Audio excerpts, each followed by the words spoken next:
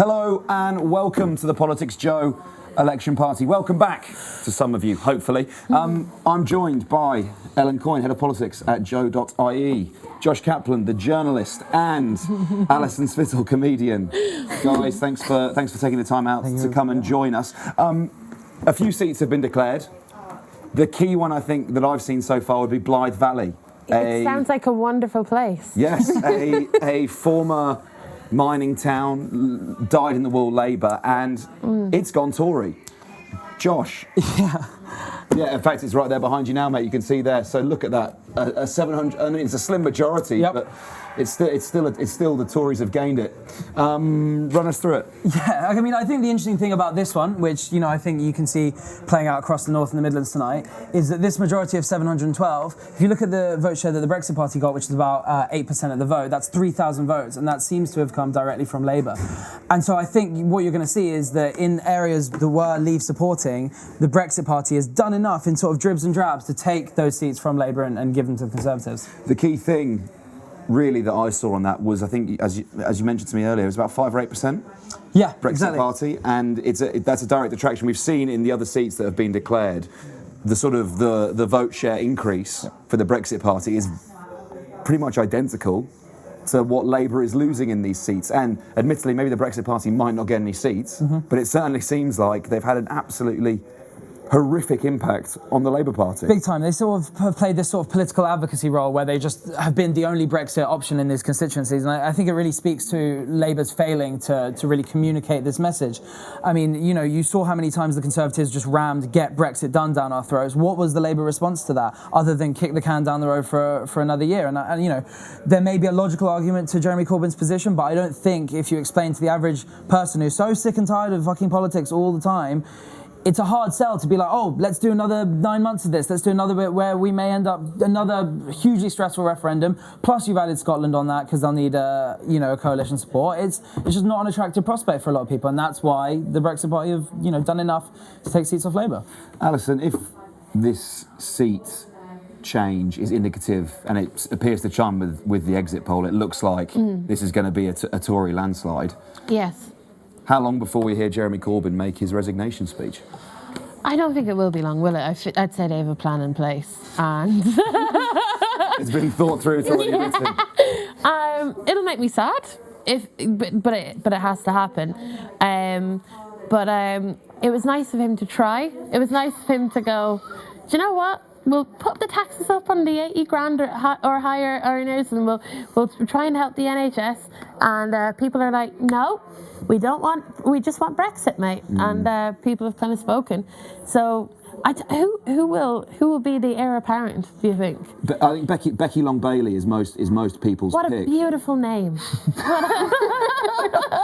Yeah, She's got my vote. Yeah, but she sounds like a cocktail. Yeah, That's wonderful. That's Becky Long Bailey, mate. Yes. Yeah. So Becky Long Bailey, I think, is generally sort of the Corbyn heir apparent. There's been a lot of talk about, from John McDonnell and other senior Labour figures, that the next leader needs to be a woman. The fact remains that the Tory party has had 2 female prime ministers. The Labour Party has never been led. And they've been wonderful women, haven't they, as well? That you can describe them as women. That's one thing you can describe them as. What other things perhaps you might describe them as? I wonder. Can I have another drink? Yeah, of course you can. Look, Josh, there's Becky Long Bailey in the picture. Yeah. John McDonnell has sort of been, he often likes to rule out the fact that he won't become the leader. He talks about the fact he's had a heart attack and all the rest of it. But he seems to be a sort of a senior figure in the Labour Party who has something that Jeremy Corbyn lacks, i.e. a bit of grit, a little bit of piss take, a sense of humour, and someone that perhaps could have combated Boris Johnson slightly better. Well, yeah, there's definitely an argument for that. I think Labour's at this real key crossroads now. It's like, is this their Michael Foot moment? Is this something that sends them on a path back towards... It's worse than Michael Foot. Well, it's worse than Michael Foot, but is it something that sparks something in the Labour Party? They're like, we need to sort of become an electable force again, so we're going to go back down the New Labour route, which is obviously the most successful, Labour Prime Minister in history was Tony Blair. And that was great. I mean, he won 3 elections on the bounce, and now Jeremy Corbyn has, lost 3 elections. Look, there is a serious point here, right, Ellen, that the Conservative Party under Thatcher was sort of 3 on the bounce with Thatcher, Blair 3 on the bounce. Yeah. This will be the fourth consecutive, admittedly not victory, but fourth consecutive election that's returned a Tory government. This is historic, isn't it? Yeah, and I mean, for people, you know, I feel like a space alien. Like, I feel like my understanding of Britain was completely in a parallel universe to what was actually happening in this country. Like, I was even looking, like, before we came on, at the reaction on Twitter from some of the Irish politicians, and our European Affairs Minister, Helen McEntee, who's basically responsible for trying to help you get Brexit to actually fucking happen, after 3 years, just posted 2 embarrassed face emojis. Our Social Affairs Minister posted a picture of a meme from an Irish sitcom saying, "Well, holy God." And a backbench government TD retweeted someone saying, "Well, British people, you're going to get what you deserve."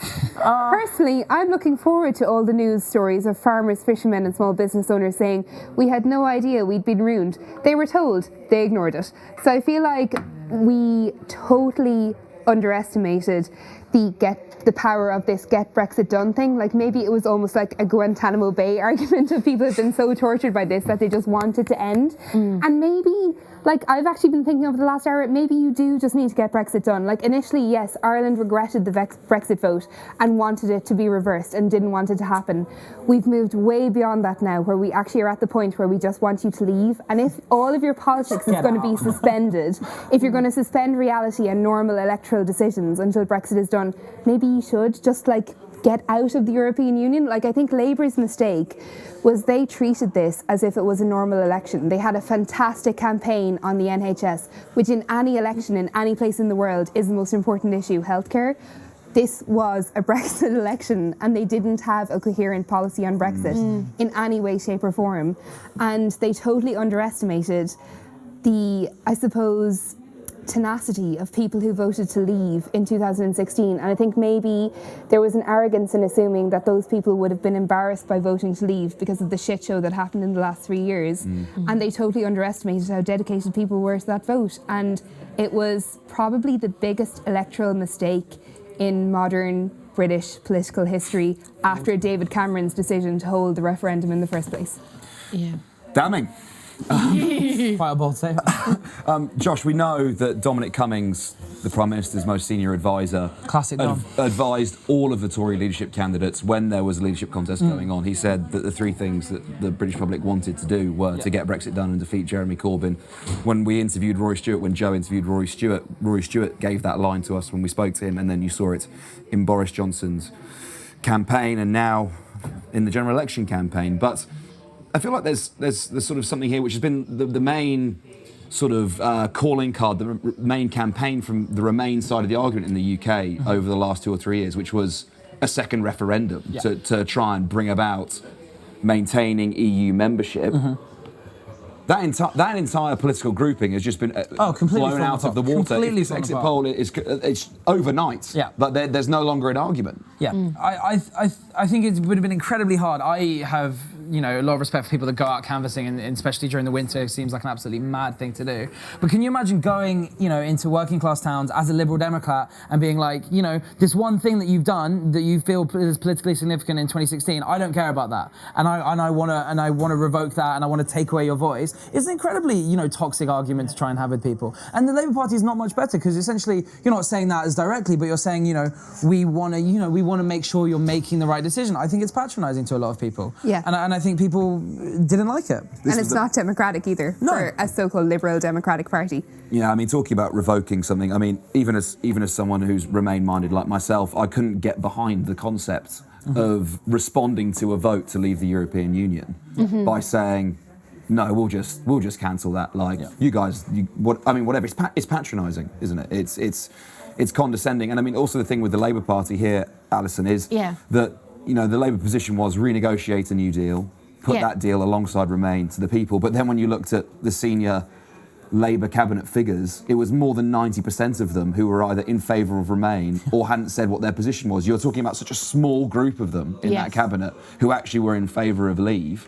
I wonder if this is so much about the complexity of Labour's Brexit position and perhaps in actual fact that the electorate just didn't buy that it was anything other than a Remain position. Well, I feel that, like, Jeremy Corbyn was never in favour of being in the EU anyway. He's a lifelong Eurosceptic, couldn't freely give that opinion without people asking for his head on a plate. So I feel bad because I feel that Labour put together such a great manifesto, but it was beaten by 3 words that were "Get Brexit Done," and it feels like it's like "Make America Great Again." Yeah, it's a wonderful. No, it's not wonderful, but I mean, it gets the point across. There was no short sentences. There was not like it's. When you have doctors pleading to people to vote for Labour to save the NHS, and it still wasn't getting across, people find Brexit really important. I mean, I know a person that voted for the Conservatives, and he did it off the back of just wanting to get Brexit done. And then he said, because he was a lifelong Labour supporter before that, and he said, next election, I'll save the NHS by voting for Labour. That people believe that's what's going to happen. I think people believe that the NHS truly, it's like climate change.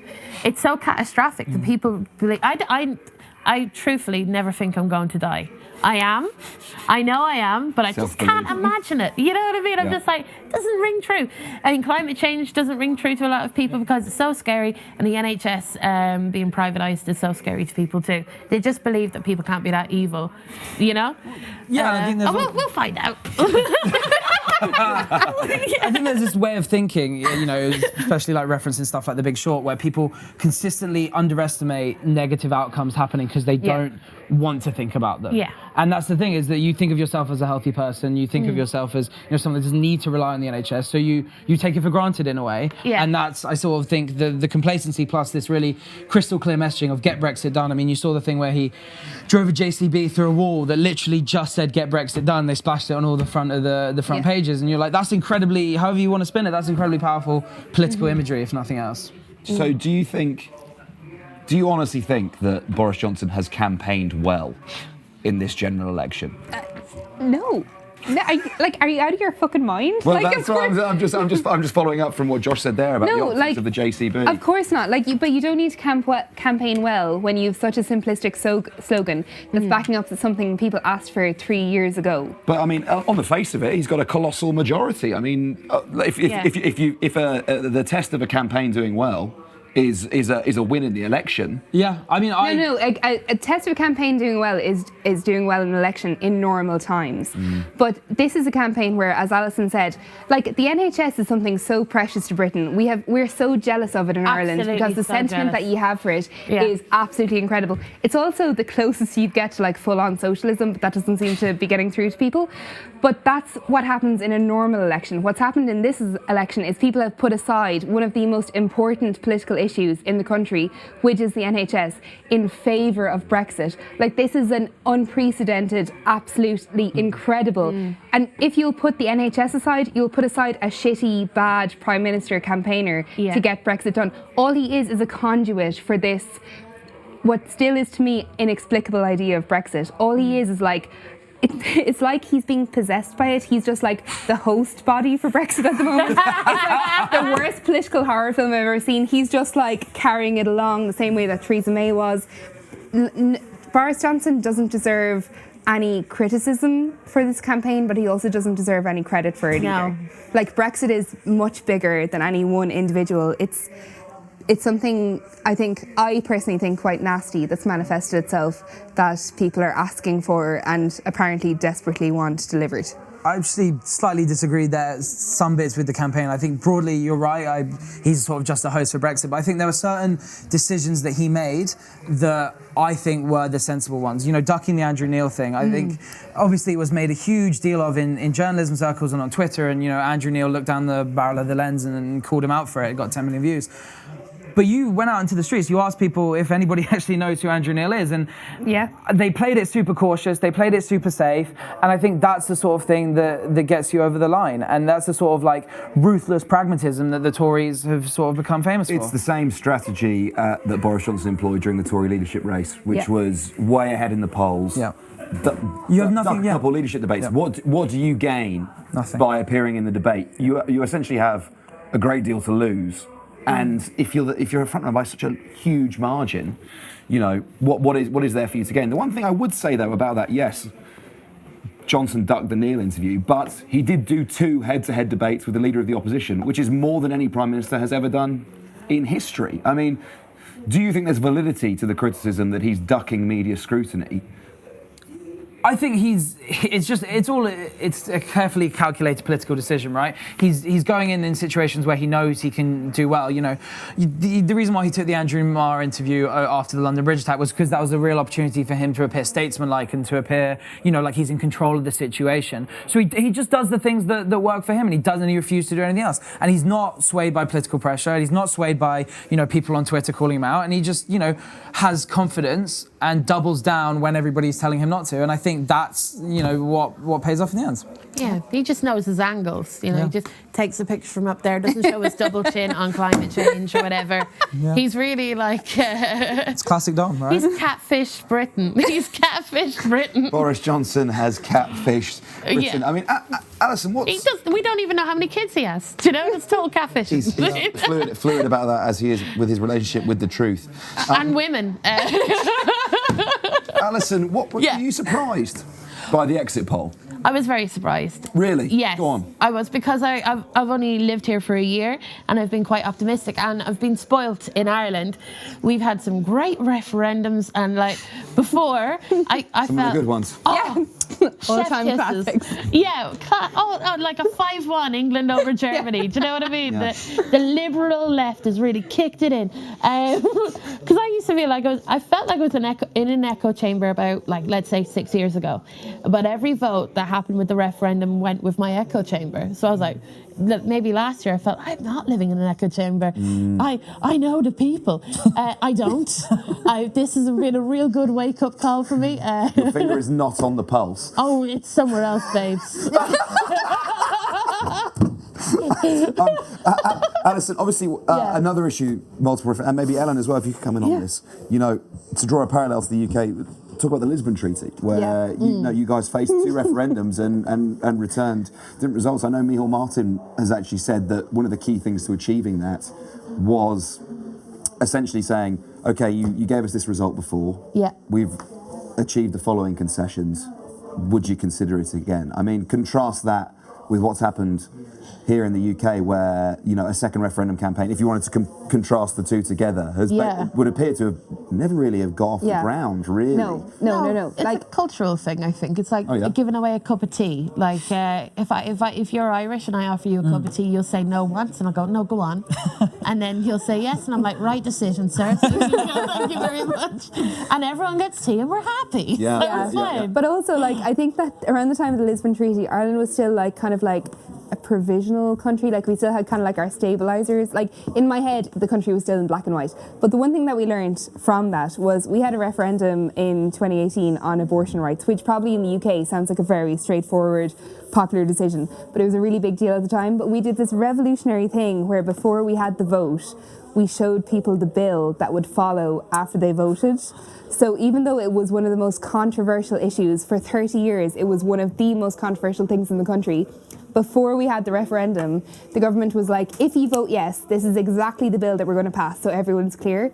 And even though we had anti-abortion groups that were being funded by far-right American extremists, and even though we had some really shitty campaigners who were actually involved in the Brexit Leave campaign in Ireland, after that referendum, absolutely nobody could claim that the people's decision had not been respected. And that bill passed through the Irish Parliament, legalising basically abortion on request with no hiccups whatsoever.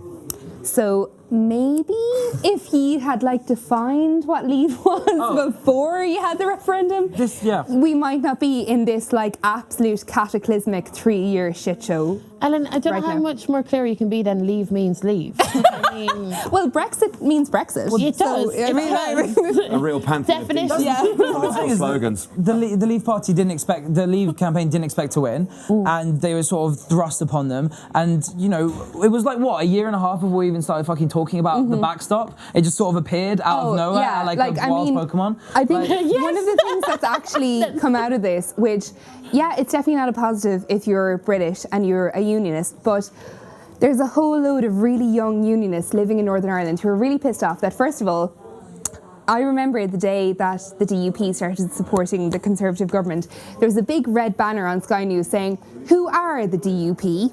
Because it was the first time you discovered this absolute shit show of like homophobic, anti-abortion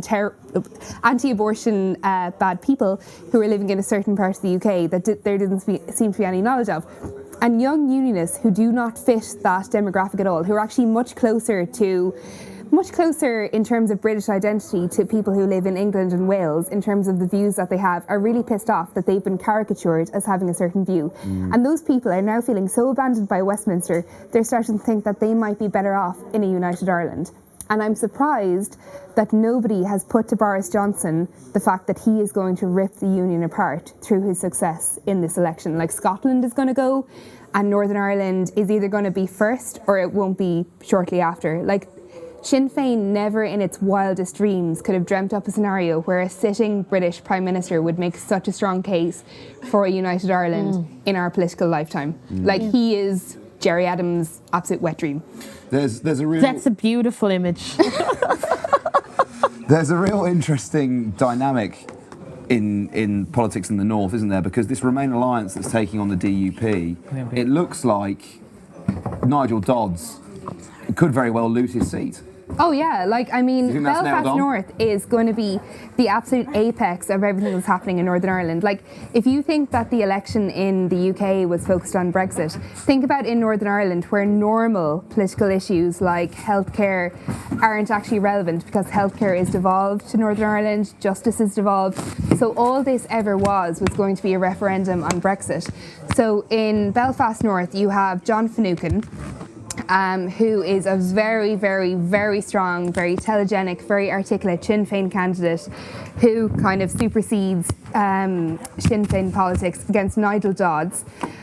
The DUP have dug their own grave. They've put everything on Brexit, knowing that Northern Ireland voted to remain, knowing that they have tried desperately to associate themselves with Britain that clearly doesn't want to have anything to do with them, and have highlighted, I think people in Britain didn't actually realise how bad the UK were or how out of line they are with British values until they started supporting the Conservative government. And they've dug their own political grave. And I think that if we see some major DUP seat losses tonight, I don't think anyone can really be surprised. There's an interesting dynamic to this, which was that essentially for all of 2 years, wider British politics started paying attention to what was happening in Ireland because the numbers that the DUP afforded to the Conservative Party, forced you to, all of a sudden made things relevant. I'm actually very glad that Roisin Lanigan from ID has joined us now because Roish, you wrote a fantastic piece in ID over the course of the selection campaign. Thanks very much. About how the British media essentially has sort of zoned in immediately on the Irish border, reporters piling in, crossing the border a couple of times, making a film. I've done it myself. Of course. And that's basically the extent of the attention that's been paid to it. And actually, the political picture and the sort of social issues are incredibly complex and is essentially overlooked very broadly by both the media and also politicians. Yeah, I mean, I think it's completely understandable that people are focusing on the border because it has become such a flashpoint for this election.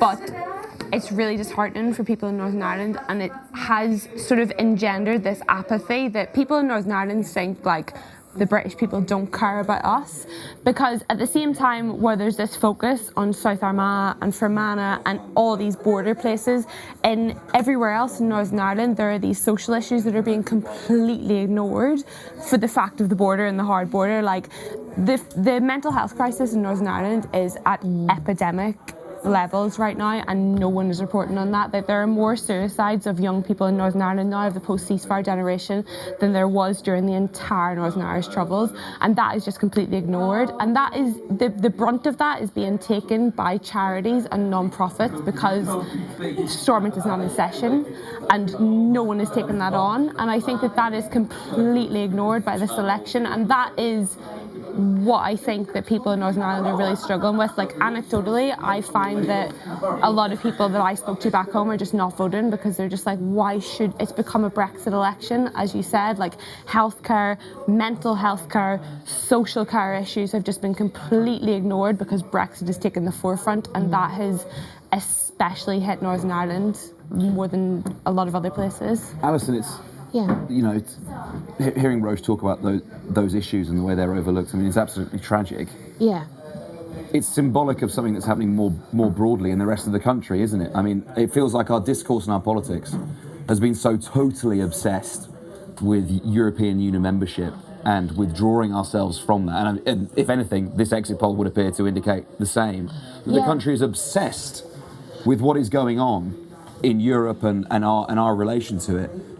And in actual fact, there are some issues that, if we're honest, are far, far more important. Far more important. I feel it's really sad that a lot of the labour materials that were being put forward were about, you know, food banks, children growing hungry, and it was asking people to empathise with people and to go, you might not be vulnerable yourself, but there are more vulnerable people here. You must have. And Brexit, for all intents and purposes, is such a... It's not a real issue. If you think about it, it hasn't really changed my life in the past few years. Has it changed your life in the past few years? Like, yes. Because you're a journalist. Yes, absolutely. I'm sorry, it's changed mine slightly. You do a few, like you throw in a few jokes, but essentially it hasn't really changed my life. But I know that cuts have changed people's lives drastically, and I think Brexit is a great thing for the Tory government because they don't have to answer why there was a child lying on the floor in a hospital in Leeds. You see with Boris Johnson, he didn't answer that. He took the phone away, didn't look at the child, put it into his pocket, and then said, "Let's get Brexit done." And that was an acceptable answer to ask someone to look at a child in pain. And he's like, "No, we'll get Brexit done." So I actually kind of hope that Brexit does get done, so we can help. I don't care what I really don't care what happens, as long as we need to sort out. There's so many people that are homeless, there are children that are dying, and it's still not enough for people to vote differently. So it kind of makes me a bit sad, because I thought people were better than that. I know that sounds terrible, you know what I mean? No, I just had too much faith. And I agree with you, Alison, on the point there about the inhumanity of his response to that question. Just to point out, in the immediate after he pocketed the phone, he did actually look at it afterwards and try to address it. But you're totally right. His initial response was get Brexit done, and he didn't really engage with the substance of the issue. He didn't have to, because people don't mind. No, they don't mind. He can do anything he likes, as long as he says he could set a whole school on fire. He didn't, and he won't, but he could. He might. And then just go get Brexit done, and people are like, he's got a point. Go on, Boris. You know.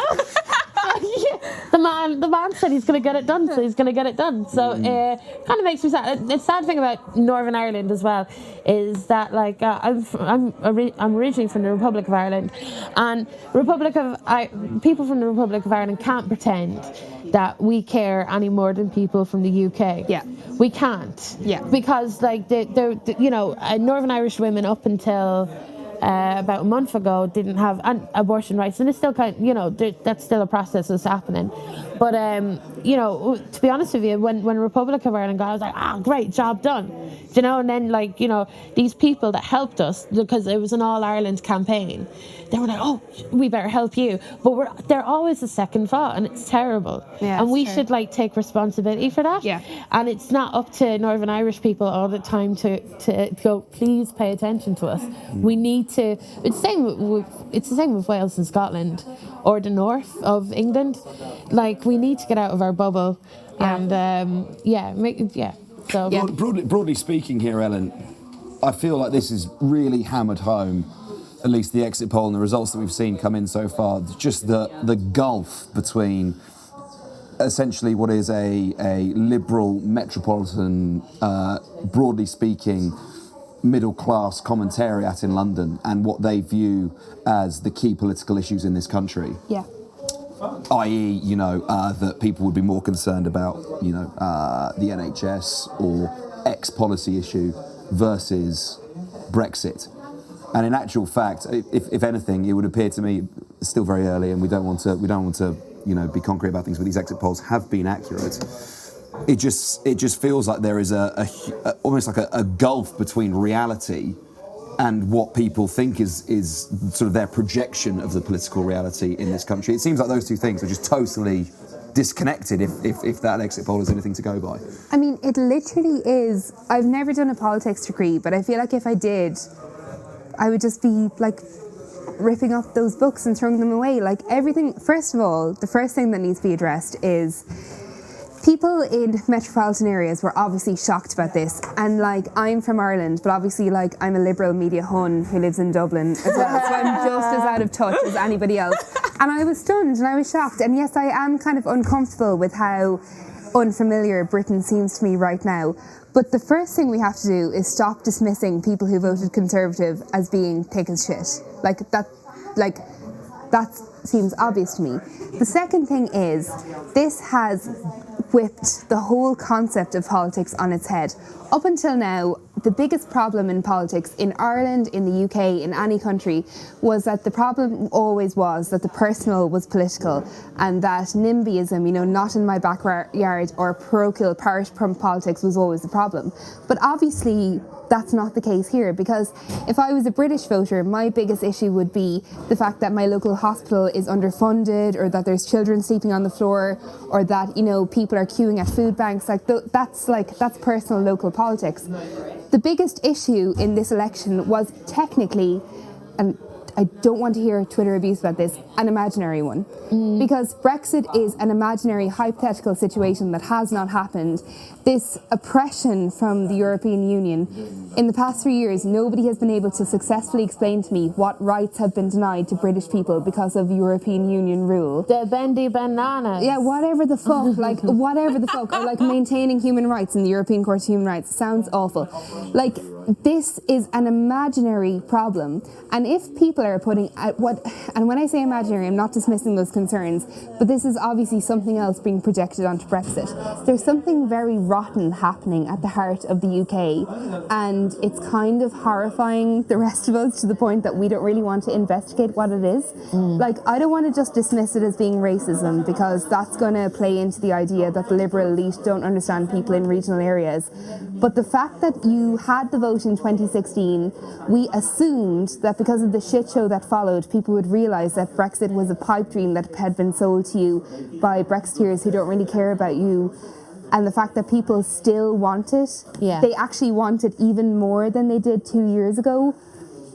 We have no idea what's happening in the UK, and I think maybe Ireland gets arrogant and looks down on the UK, and I wonder maybe if our island was slightly closer to Europe, and if we had more migrants landing on our island before they landed on the UK, if we would not be in a similar position. But whatever the fuck it is, but then Northern Ireland has that. So Northern Ireland definitely has migrants who arrive there and find maybe necessarily in some communities and in some environments a more welcoming place than they would do in some places. Yeah, that's true. Rose, just finally, I think we're ascribing certain characteristics to the Brexit vote here, and I just wonder if you can maybe come back to me on this, which is that essentially if your country has been suffered really significantly from the financial crash, right? Yeah. And as a result of that, a political party comes in and decimates the public sector. Your working conditions, your life. I was up in Chesterfield last week talking to a guy who runs a working men's club, and they used to have a couple of hundred, maybe 1,000 people in there and playing bingo on a Monday night, and now there's about 20 of them. Your community, your job, your livelihood, destroyed. And when someone says to you, whether it's accurate or not, but someone says to you, you can change this, you can change the status quo, let's throw a fucking spanner in there and see what comes out of it. Can you blame someone for going, you know what, let's give it a go? The thing is, I would love to personally believe that was true, and at the end of the day, I'm sitting here in the studio in London and saying that, we should have given Jeremy Corbyn a chance. I'm from the most deprived constituency in the entire UK. There's rife unemployment there. There's rife mental health issues there. People there simply don't believe the status quo. They simply don't believe politicians when they say we can make it better, because for the past however many years they haven't done it. So I don't think you can blame those people when they're apathetic, and I don't think you can blame those people when they don't turn out and when they don't say we're going to give Jeremy Corbyn a chance, we're going to give Sinn Féin or People Before Profit or whatever, the Lib Dems, Labour, whatever, a chance, because no one has come into those communities and proved that that can happen. They've left those communities to flounder and to just be deprived.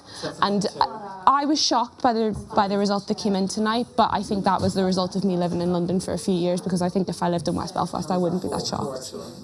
So this broadcast, like the last one, has finished on an overwhelmingly negative note. So I mean, fingers crossed we might have something nice to say. United Ireland is on the way. Right, oh, there we go. Right, there we are. So something to be cheerful for, guys. Collapse of the Union, United Ireland, fantastic. Thank you very much for sticking with us. We're going to be coming back to you at some point in the future when something significant happens. Maybe Jo Swinson will lose her seat. There'll probably be some cheers here when that happens. We will catch up with you guys very soon. But thank you very much for watching.